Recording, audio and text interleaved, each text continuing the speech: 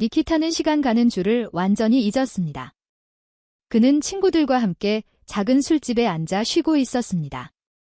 친구들은 이미 오래전에 집으로 돌아갔습니다. 니콜라이는 젊은 아내가 일리아는 배고픈 닥스훈트 소냐가 집에서 기다리고 있었기 때문입니다. 그래서 니키타는 몇 잔 더 마시고 머리를 카운터에 기댄 채 졸기 시작했습니다. 하지만 곧 바텐더의 낮고 불쾌한 목소리에 의해 잠에서 깨어났습니다. 문 닫을 시간이에요. 더러운 접시를 선반에 정리하며 그가 말했습니다. 지금이 몇 시예요? 니키타가 물었습니다. 바텐더는 손님의 값비싼 시계를 조롱하듯이 흘긋 보며 대답했습니다. 새벽 5시 1분입니다. 니키타는 주머니에서 지갑을 꺼내 몇 장의 지폐를 꺼내 바텐더에게 건넸습니다. 그는 재킷을 여미며 파사쇼크, 막잔로 한 잔 더 조용하라고 주문했습니다. 바텐더는 잠시 망설이다가 잔을 채워주었습니다. 니키타는 그것을 단숨에 비우고 거리로 나섰습니다. 밤은 서리가 내렸고 동시에 눈이 내리고 있었습니다. 투명한 공기 속에서 눈송이들은 찢어진 베개에서 나온 깃털처럼 크고 형태없는 조각들로 맴돌았습니다. 그는 주차장 쪽으로 걸어가기 시작했지만 술집에 걸어왔다는 사실을 기억해내고 짜증이 나 중간쯤에서 멈춰 섰습니다. 바로 그 자리에서 그를 괴롭히려는 듯 자연적인 생리현상이 찾아왔습니다. 니키타는 술집으로 되돌아가고 싶었지만 이미 창문 불은 꺼져 있었고 바텐더는 문을 잠근 채 영업을 종료했다고 알려왔습니다. 니키타는 한적한 곳을 찾아 1층짜리 창고 건물과 24시간 상점 사이에 있는 작은 막다른 골목으로 들어섰습니다. 그곳은 일반적으로 술꾼들과 다른 부류의 사람들이 밤새도록 서성이는 곳이었습니다. 그림자 속에 서 있는 세 남자의 눈길을 피하려고 애쓰며 니키타는 안도의 한숨을 쉬고 검고 별이 가득한 하늘을 올려다보았습니다. 위에서부터 부드러운 빛이 내려오는 듯했고 눈과 함께 모든 것을 반짝거리며 신비한 안개처럼 감싸고 있었습니다. 새해가 다가오고 있었습니다. 니키타와 같은 확신에 찬 현실주의자조차도 곧 뭔가 특별한 일이 일어날 것이라 기대했습니다. 새로운 시간의 도래를 알리는 종소리가 아주 곧 울려 퍼질 예정이었습니다. 그리고 지루하고 잠든 도시를 뒤덮을 불꽃놀이와 파티, 축제의 즐겁고 시끌벅적한 시간도 기다리고 있었습니다. 니키타 역시 이 휴일을 기대하고 있었습니다. 그는 올해의 마지막 저녁에 전 애인 나디아를 깜짝 방문하여 선물을 주고 그녀에게 모든 것을 용서해달라고 부탁할 계획이었습니다. 나디아는 그의 놀라움에 감동하여 틀림없이 받아들여 줄 것이고 그 이후는 이제 사소한 문제일 뿐이라고 생각했습니다. 니키타는 재킷 주머니에서 바로 그 깜짝 선물을 꺼냈습니다.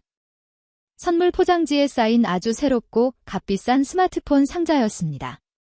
그는 그 선물에 매료되어 밝은 미래를 꿈꾸기 시작했고 그 때문에 미처 깨닫지 못했습니다.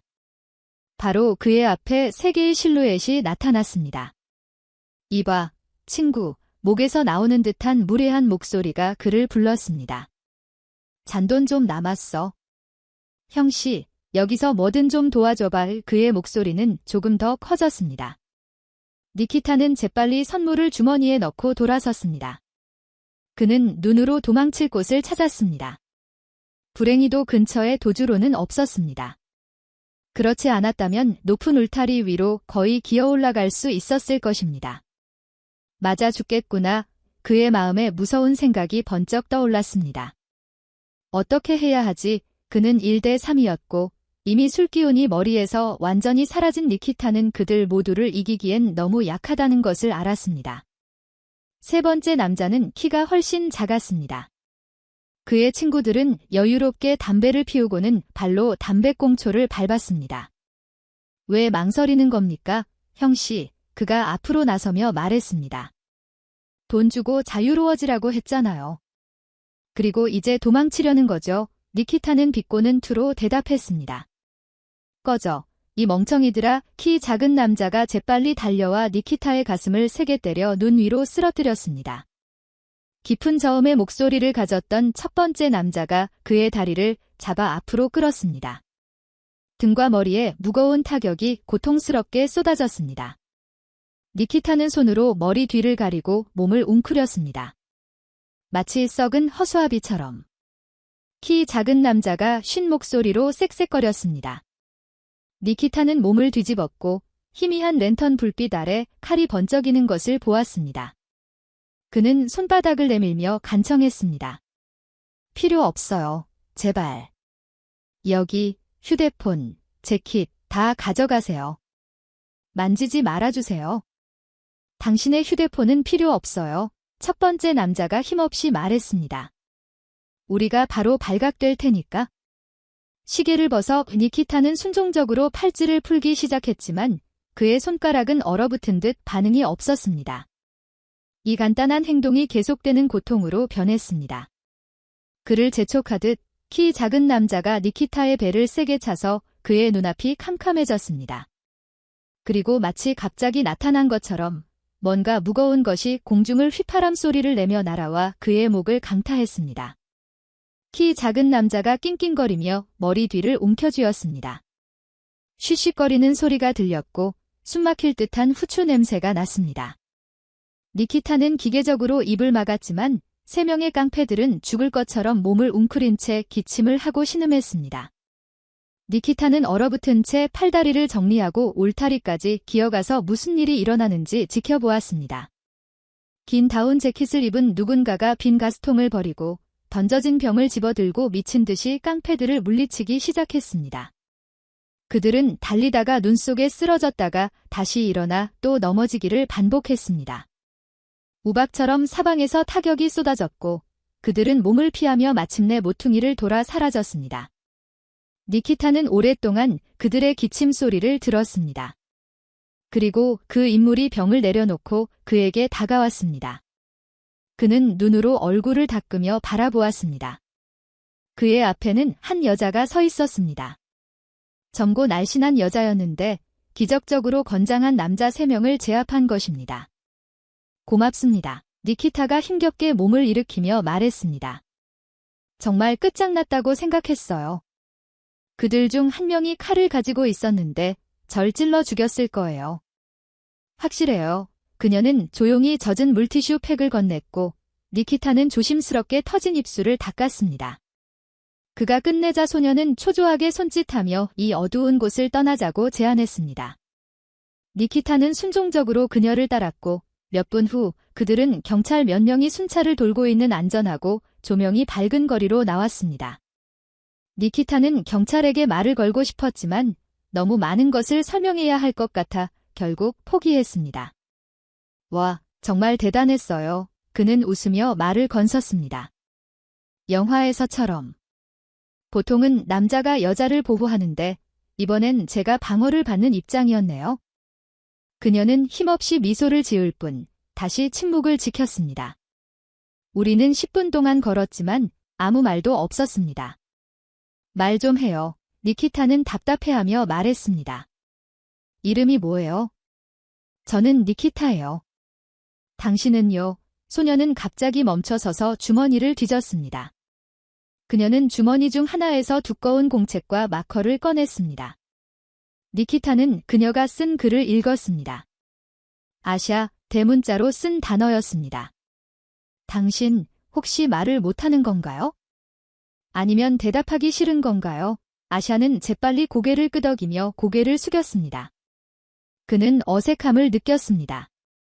구세주 앞에서 불타는 죄책감을 느꼈고 어떻게든 감사를 표하고 싶었지만 뭐라고 말해야 할지, 무엇을 해야 할지 몰랐습니다. 그들은 이미 얼어붙은 강 위에 놓인 높은 다리를 건너 도시 반대편으로 향하고 있었습니다.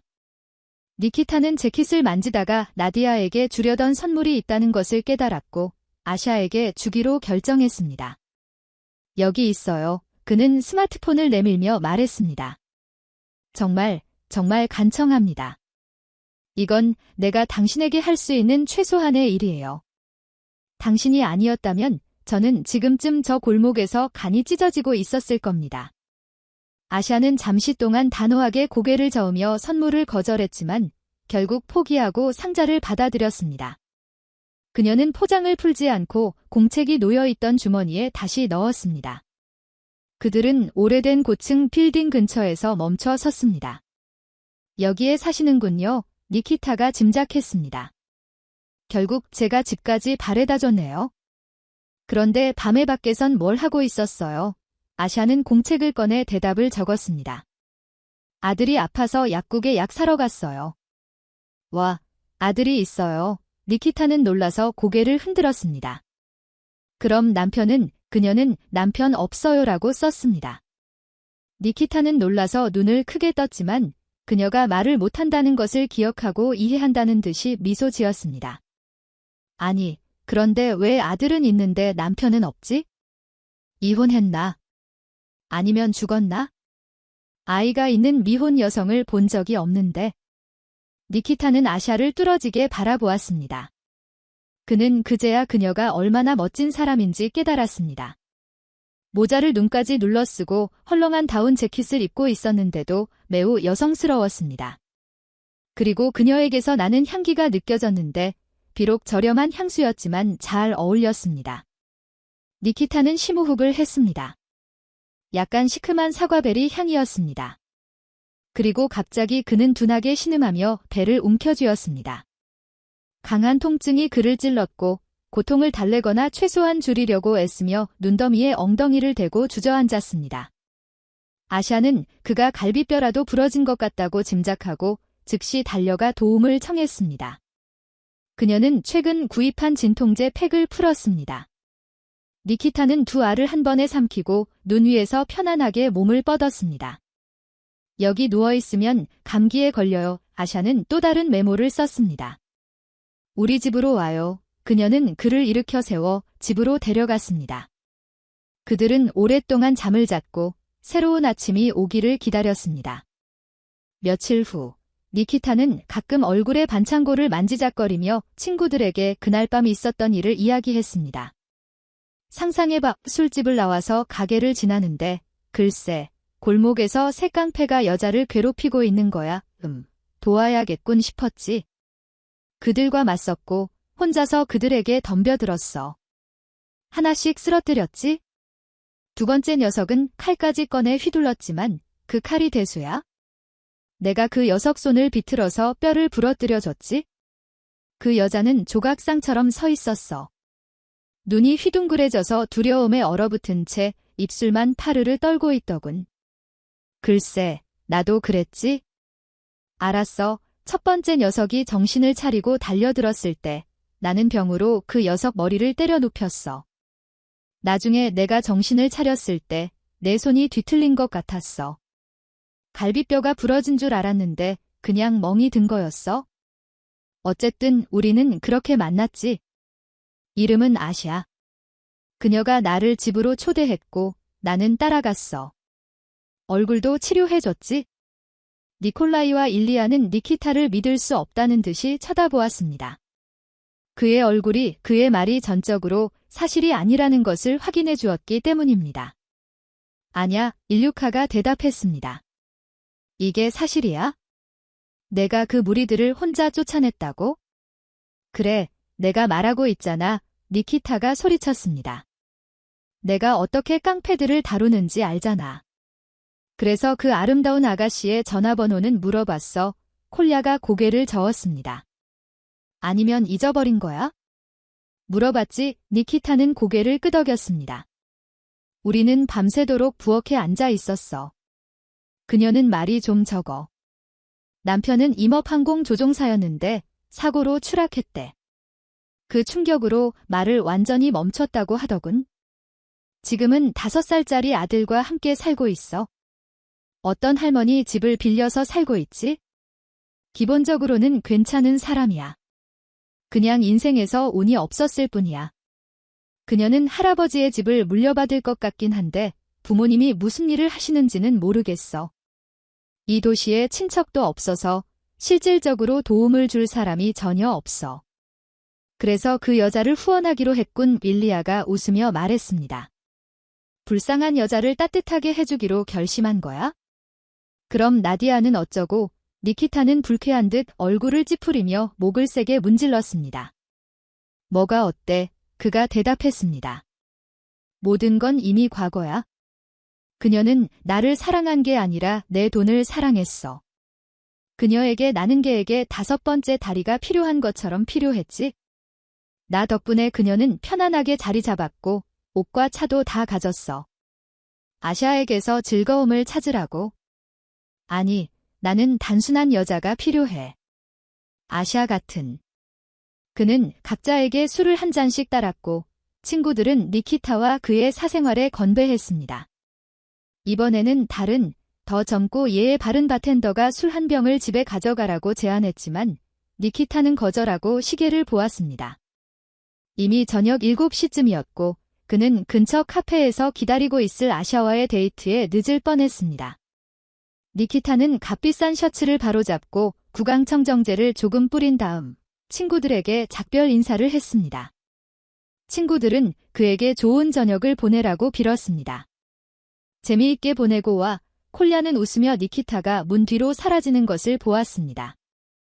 그가 깡패 3명을 때려 눕혔다고? 그래. 일리야, 그 녀석을 그냥 내버려 둬. 중요한 건 그가 지금 모든 면에서 행복해 보인다는 거야. 얼마나 생기가 넘치는지 봤지? 나디아는 그의 피를 다 빨아먹는 마녀 같았는데.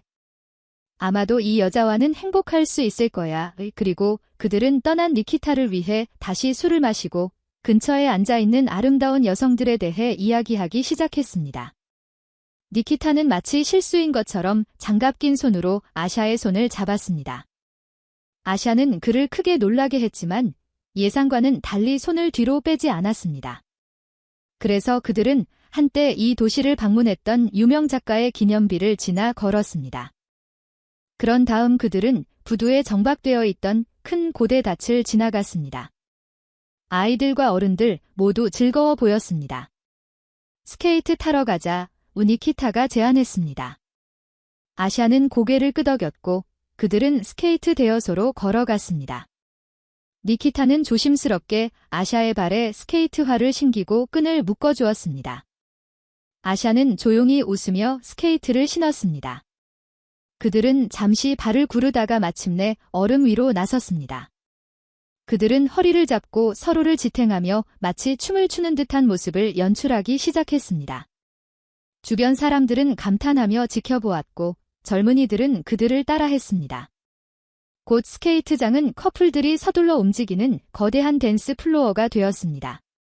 제가 너무 서두르고 앞서 나가는 건지도 모르겠어요. 니키타는 불빛으로 반짝이는 크리스마스 트리를 바라보며 조용히 말했습니다. 하지만 제 마음을 말해줄게요. 저는 당신이 정말 좋아요. 솔직히 말해서 처음 보자마자 좋았어요. 당신이 저를 구해줘서 그런 건 아니에요. 물론 그것도 중요하지만요. 그냥 어떤 사람들은 보자마자 알잖아요. 아, 이 사람은 내 사람이다. 함께 있고 싶고 주변에 있으면 기분이 좋아지는 그런 사람이요. 당신이 바로 그런 사람입니다. 아샤는 그의 어깨에 머리를 기대고 조용히 흐느꼈습니다. 그녀는 대답할 수 없어서 미안하다고 했습니다. 하지만 니키타는 대답이 필요하지 않았습니다. 그는 알고 있었습니다. 그녀도 똑같이 느끼고 있다는 것을 확신했습니다. 니키타는 그녀의 향기와 짧은 머리 색깔을 좋아했습니다. 헐렁한 재킷을 입고 있었지만 말은 못해도 생기가 넘치는 모습도 좋았습니다. 그리고 아샤는 니키타의 순수하고 꾸밈없는 모습이 좋았습니다. 아마도 어린아이들만이 가질 수 있는 그런 모습이었을 것입니다. 그리고 그녀는 니키타의 얼굴을 조심스럽게 자신에게 더 가까이 가져와 그의 입술에 키스했습니다. 그들은 조금 더 스케이트를 탔고 피곤하지만 행복한 채로 명절을 앞둔 도시를 따라 저녁 산책을 계속했습니다. 모든 좋은 일들이 그러하듯 아름답고 서리가 내린 저녁은 끝이 났습니다. 하지만 헤어지기 전 니키타는 잠시 망설이다가 다가오는 명절에 대한 제안을 했습니다. 이번 새해는 우리 집에서 보내고 싶어요. 그는 아샤를 현관 앞에서 배웅하며 말했습니다. 평소에는 어디론가 여행을 가곤 했지만 이번에는 왠지 도시에 머물고 싶어졌어요. 그리고 부모님과 함께 보내고 싶어요. 우리는 도시 외곽에 좋은 집이 있어요. 마당에 있는 나무를 온 가족이 함께 장식했죠. 당신도 우리와 함께 해줬으면 좋겠어요. 우리 가족은 저, 엄마, 아빠, 그리고 당신만 동의한다면 스타스익도 함께 할 수 있어요. 스타스익이 혼자 지루해야 할 필요는 없잖아요. 아샤는 잠시 생각한 후 종이에 대답을 휘갈겨 썼습니다. 좋아요. 니키타는 행복하게 미소 지었습니다. 내가 데리러 갈게요. 그리고 같이 시내에 쇼핑하러 가요. 그는 그녀에게 다시 키스했고 달콤한 고통을 느끼며 차로 돌아갔습니다. 오랫동안 기다려온 새해 전야가 왔습니다. 따뜻한 울 스웨터를 입은 니키타가 아버지와 서재에서 이야기하는 동안 여성들은 축제 테이블을 차렸습니다. 어린 스타스익이 거실 문을 열고 선물 상자를 들고 들어왔습니다. 조심해, 라리사 니콜라예브나가 소리쳤습니다. 그 헬리콥터로 온 집안을 부수겠구나. 스타스익은 무선 조종 장난감을 키 큰 캐비닛 위에 착륙시키고 울기 시작했습니다. 이고르 미하일로비치는 의자 위에 올라가 헬리콥터를 꺼내고 우는 아이를 달래야 했습니다. 저 애들은 문제만 일으킨다니까. 아버지는 투덜거리며 서재로 돌아갔습니다. 잠시도 평화가 없어. 너도 어릴 때 똑같았지? 내가 좀 자라서 내가 쉴 수 있기를 항상 기다렸는데 보시다시피 기다리지 못했어. 넌 또다시 말썽을 일으키는구나. 그런데 왜 이 멍청한 애와 엮인 거니? 아직 내 며느리도 아니잖아. 평범한 여자애들은 부족하니? 아니요. 그녀는 정상이에요. 향신료를 넣은 따뜻한 와인을 마시던 니키타가 반박했습니다. 아버지께서 뭔가 지나치게 화가 나신 것 같아요.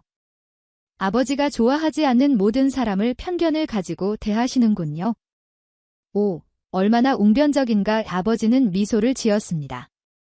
직장에서도 그렇게 말해봐라. 그럼 내 입에서 팬치로도 쓸데없는 말은 못 꺼낼 텐데. 그래서 내 말대로 그녀를 어떻게 만났다고 했지? 니키타는 친구들에게 했던 이야기를 재빨리 다시 했습니다.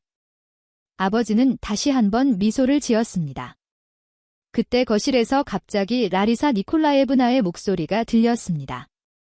모든 것이 준비되었어요. 니키타와 그의 아버지는 거실로 갔습니다. 그리고 그들은 흰색 풀먹인 식탁보로 덮인 긴 테이블의 양쪽 끝에 앉았습니다. 아샤는 라리사 니콜라예브나 반대편, 니키타에게 더 가까운 자리에 앉았습니다. 스타스익은 음식을 먹지 않고 동화책 표지를 물어뜯으려 했습니다. 두 분이 서로 알게 된 이야기는 정말 낭만적이네요. 라리사 니콜라예브나는 아들과 그의 동반자를 바라보며 제잘거렸습니다. 이걸로 로맨스 소설을 써도 되겠어요. 니키타는 항상 용감하고 이타적인 소년이라는 것을 알았죠. 유치원 때부터 깡패들로부터 여자아이들을 보호했고 이번에는 목숨을 걸고 서둘러 도우러 달려갔으니. 자, 우리 니키타에게 건배합시다. 그녀는 잔을 들고 모두가 따라하도록 권했습니다. 아샤는 놀란 표정으로 니키타를 바라보았고 니키타는 고기 한 조각에 목이 막힐 지경이었습니다. 그는 죄책감에 사로잡혀 아래를 내려다보며 그 불운한 고기 조각을 삼키려고 애썼습니다. 그의 얼굴은 와인처럼 붉어졌습니다. 왜 항상 나에 대해서만 이야기하는 거예요? 그는 조용히 중얼거렸습니다. 자, 그럼 아샤에 대해서도 이야기해 봅시다. 모두들 아샤를 좀 더 알고 싶어 하는 것 같으니. 직업이 무엇인가요? 라리사 니콜라예브나가 아샤에게 시선을 돌리며 물었습니다. 아샤는 평소처럼 공책에 대답을 적었습니다.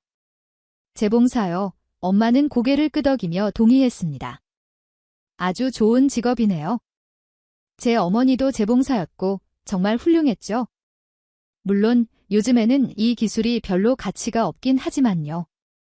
이미 백화점에 옷이 많은데 누가 옷을 꿰매나요? 맞아요. 사람들이 별로 고맙게 생각하지 않죠. 이 니키타가 고개를 끄덕였습니다. 아샤를 도울 수 있으면 좋을 텐데요. 아빠, 아샤에게 호텔 사업 쪽 일을 맡길 수는 없나요? 이고르 미하일로비치가 아들의 다리를 고통스럽게 차며 찡그린 표정을 지었습니다. 그럼 아샤가 뭘 할 수 있겠나? 그가 조롱하듯이 물었습니다. 셔츠라도 꿰매야 하나? 우리는 섬유 공장이 아니라 호텔 사업을 한다네.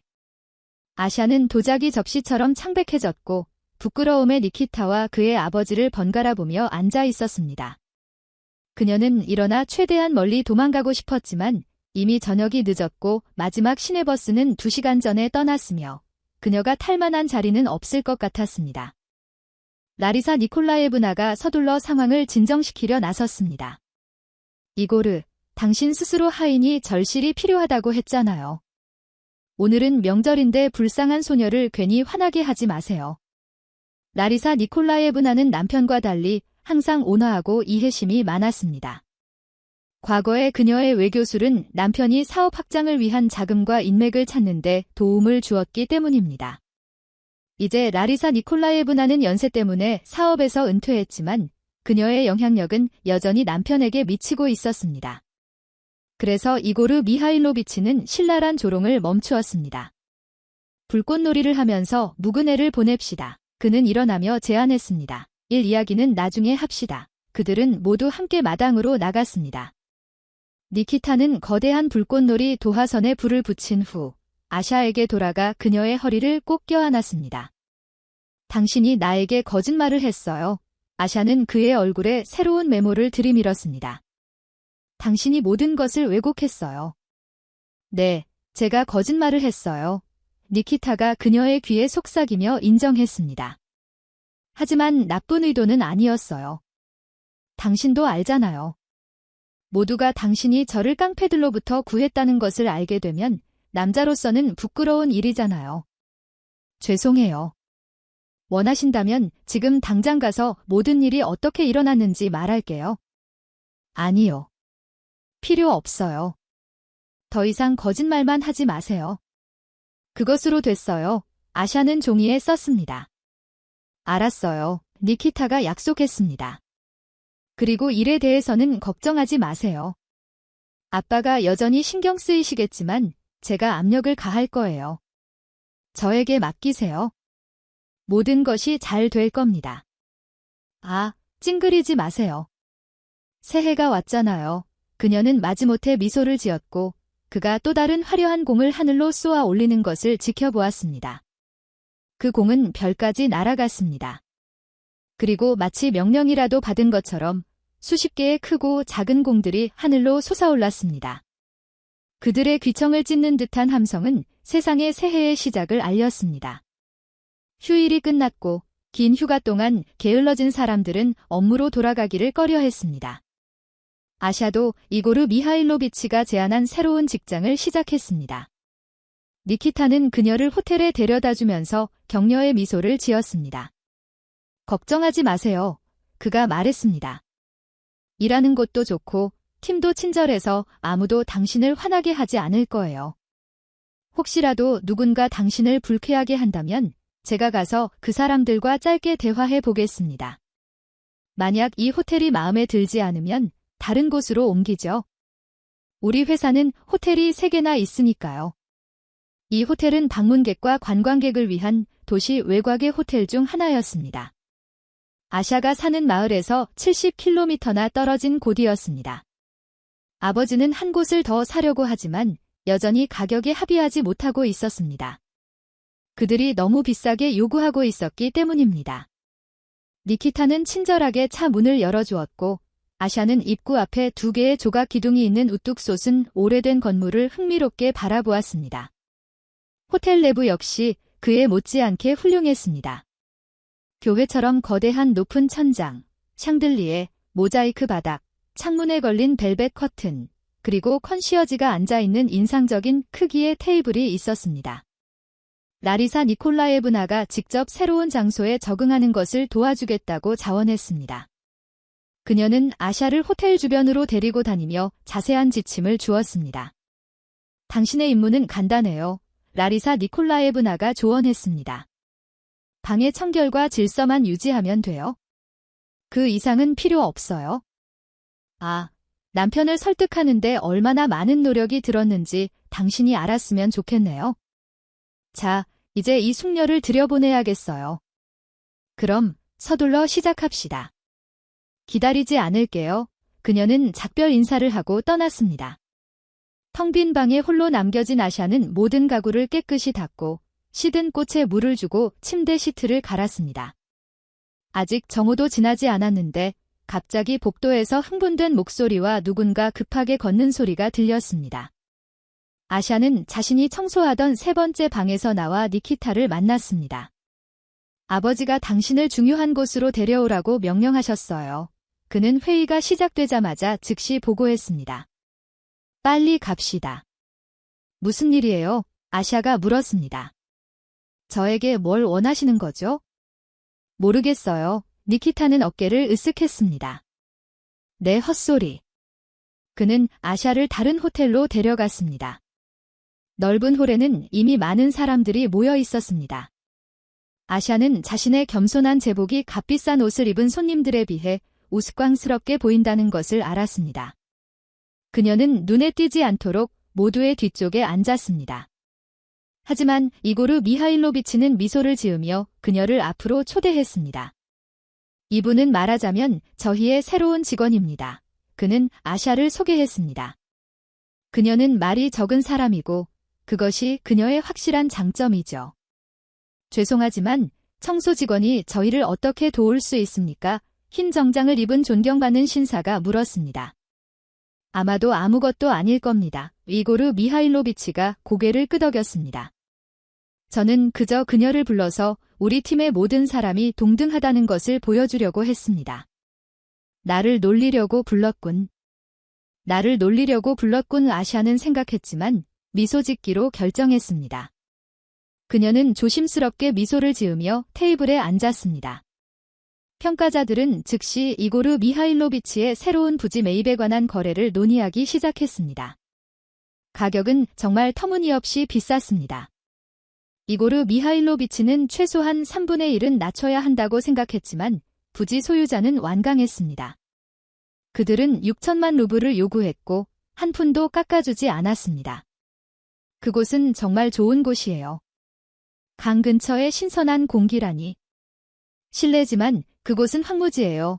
이고르 미하일로비치가 소리쳤습니다. 아무것도 없다고요? 정리되지 않은 구역에 정말 그런 돈을 원하시는 겁니까? 죄송합니다. 갑자기 낯선 목소리가 크게 울려 퍼졌고 모두가 즉시 고개를 돌렸습니다. 그곳에는 황무지만 있는 게 아닙니다. 예전부터 있던 묘지, 죄수들을 위한 묘지가 바로 뒤에 있습니다.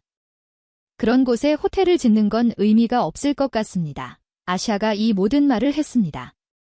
이고르 미하일로비치는 말할 능력을 잃은 채 매료된 듯 그녀를 바라보았습니다. 이제는 이고르 미하일로비치가 자신의 생각을 종이와 연필로 표현해야 할 차례였습니다. 당신은 말을 못하는 사람이 아니잖아요. 그가 마침내 몸을 앞으로 기울이며 말했습니다. 그런데 말을 안 했어요. 정말이요. 아샤는 벌떡 일어나 문 밖으로 달려나갔습니다. 그녀는 눈물에 질식하거나 아니면 자신의 목소리가 돌아왔다는 것을 깨닫고 참을 수 없는 웃음을 터뜨렸습니다. 그렇게 사라졌던 목소리가 갑자기 나타난 것입니다. 그녀는 어떻게, 왜 지금 일어났는지 몰랐습니다. 아샤는 소리를 지르고 뛰어올랐습니다. 그녀는 다시 소리를 지르며 머릿속에 떠오르는 말들을 쏟아냈습니다. 소리에 니키타가 달려왔습니다. 그녀는 다시 소리를 지르며 머릿속에 떠오르는 말들을 쏟아냈습니다. 소리에 니키타가 달려왔습니다. 그는 아버지처럼 자신의 귀를 믿을 수 없었고 그녀에게 어떻게 말을 다시 하게 되었는지 오랫동안 물었습니다.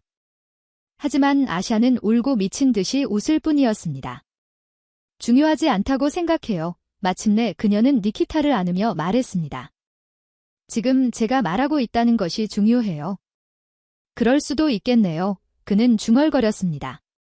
정말 기쁘네요. 기적적인 치유를 축하하기 위해 온 가족이 다시 시골집에 모였습니다. 이번에는 이고르 미하일로비치가 먼저 축배를 들었습니다. 그는 아샤를 존경심으로 바라보며 평생 처음으로 그녀에게 미소를 지었습니다. 당신 덕분에 우리는 엄청난 돈을 절약했어요. 이고르 미하일로비치가 선언했습니다. 저 악당들이 우리를 속여서 죽은 사람이 묻힌 땅까지 덤으로 팔아넘기려 했더군요. 이제야 원래 가격에서 20% 할인만 제한하고 있습니다. 솔직히 말해서 저는 그 땅을 공짜로 얻고 싶지 않습니다. 들어봐요. 어떻게 그곳에 묘지가 있다는 것을 알아냈어요. 아샤가 대답했습니다. 저는 예전에 시청 기록 보관소에서 일했어요. 그래서 이런 장소들에 대해 많이 알고 있죠.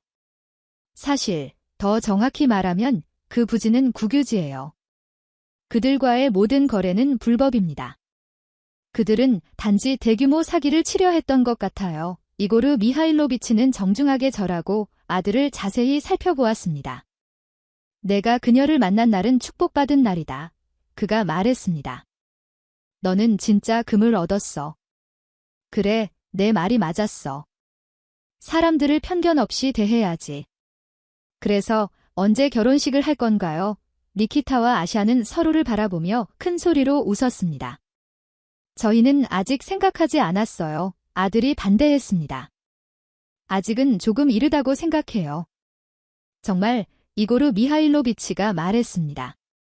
너는 바보구나. 그는 테이블에 앉았습니다. 네, 맞아요. 그의 아내가 그를 지지했습니다. 서로 사랑한다면 왜 시간을 낭비하나요? 내일 결혼 신고서를 제출하면 끝이에요. 아샤, 어떻게 생각해요? 그녀는 미소를 지으며 니키타의 눈을 바라보았습니다. 그녀는 고개를 저었습니다. 동의해요. 하지만 한 가지 조건이 있어요. 아샤가 대답했습니다. 니키타가 더 이상 훌리건들로부터 저를 구했다는 거짓말을 하지 않는다면요. 이고르 미하일로비치와 라리사 니콜라예브나는 큰 소리로 웃었습니다. 좋아요. 모두가 합창하며 대답했고 만장일치로 잔을 들었습니다. 그리고 불과 한 달 후 그들은 아름다운 결혼식을 올렸습니다. 끝까지 시청해주셔서 감사합니다. 이 이야기가 마음에 드셨기를 바랍니다. 좋아요 버튼을 눌러 응원해주시면 감사하겠습니다. 여러분에게 모든 좋은 일만 있기를 기원합니다.